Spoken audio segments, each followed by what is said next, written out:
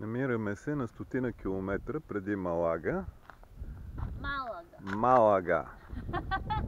Да, като им кажем Малага и те не разбират. Като им кажем Малага, веднага се сеща. Както трябва. Ударението. Пак сме в пустоша 40. Има борчета, не питам ти. Да, тук има няколко, което е уникално. Няколко борчета. Почиваме си, обаче това е голяма рядкост. Тук за този район го има, да. Ама това боре зел да изсъхва този. То всичко е изсъхнало тук.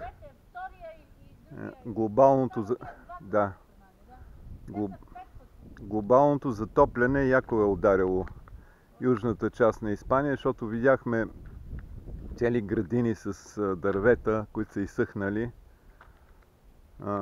Не е шега. Не е шега. Парникови системи нещо правят, за да отглеждат, но явно тук има плажче. Морето е невероятно. Вече е топло.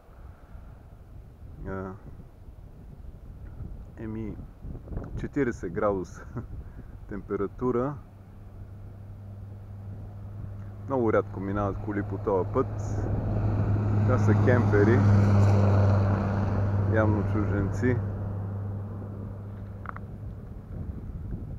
Такива малки плажчета, уникални. Доста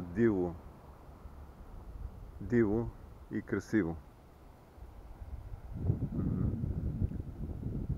Караме, наближаваме най-южната точка на европейския континент, Тарифа, и оттам продължаваме за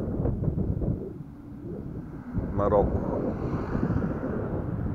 Какъв ще бъде маршрута, вече в Мароко ще го уточним.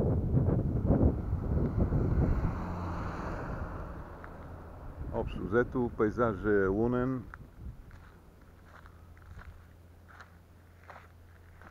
Жегата е страхотна. Ето сега Виолета ще ме снима и мене.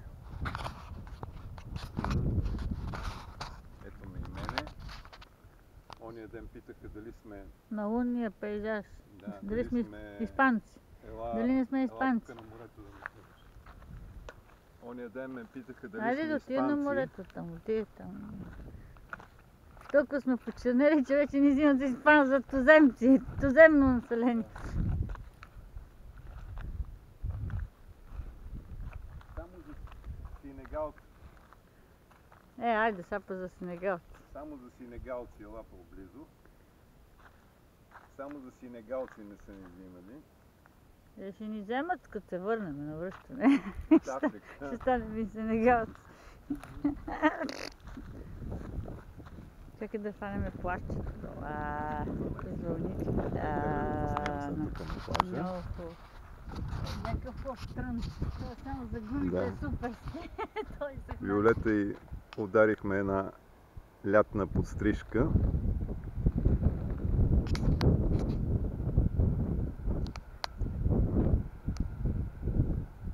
Окей. Deutscher Fußball Bund. Бум!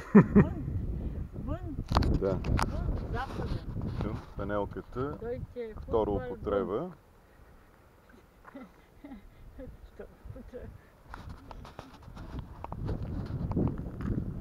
Невероятно е. Средиземно море е невероятно море.